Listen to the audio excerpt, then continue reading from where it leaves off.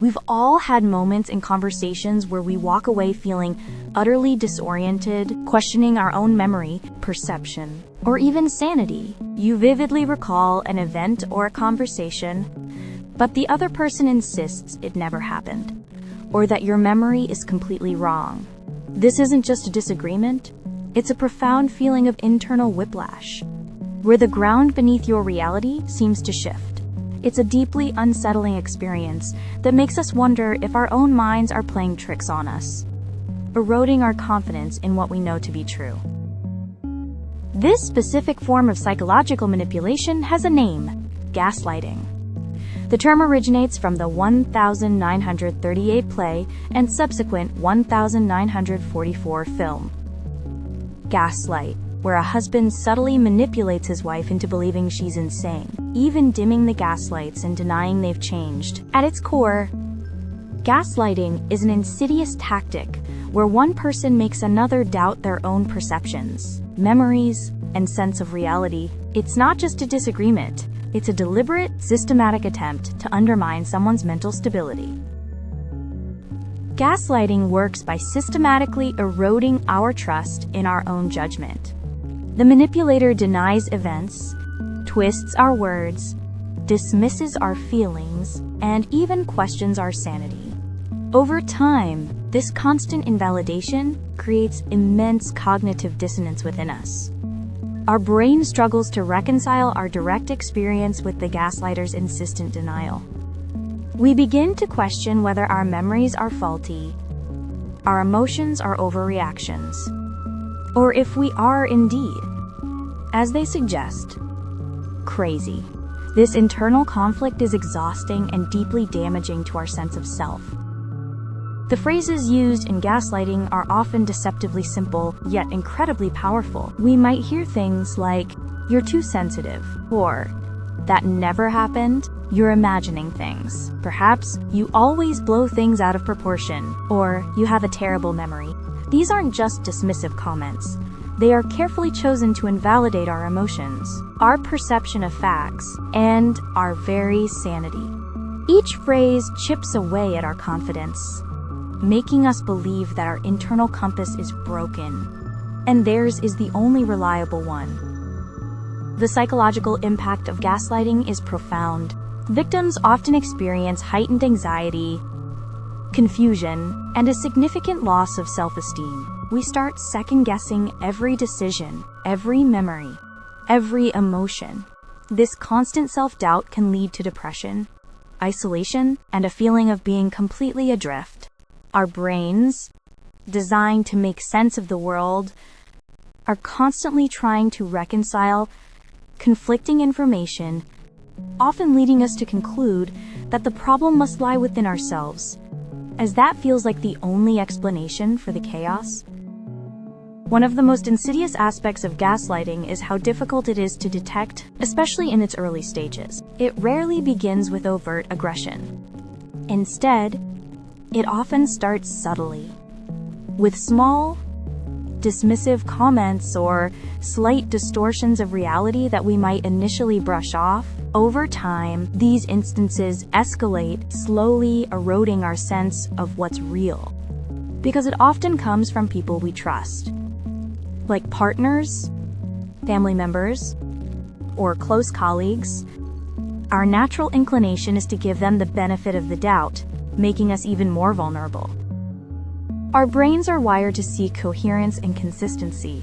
When faced with conflicting information from someone we value, we often try to bridge that gap. If a trusted individual consistently denies our reality, our brain might try to adapt our reality to fit theirs, particularly if we unconsciously fear losing the relationship or facing conflict. This psychological mechanism makes us susceptible. We might even start rationalizing the gaslighter's behavior or blaming ourselves for the confusion, just to create a sense of order in a deeply unsettling situation. Consider a common scenario in relationships. We might recall a specific promise a partner made, only for them to flatly deny it ever happened, or claim we misunderstood completely. They might say, "I never said that. You're always putting words in my mouth."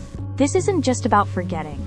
It's about making us doubt our own memory and integrity. Over time, we might stop trusting our recollection of shared experiences, leading to a profound sense of isolation, even when physically with the person we care about. This dynamic isn't limited to romantic relationships.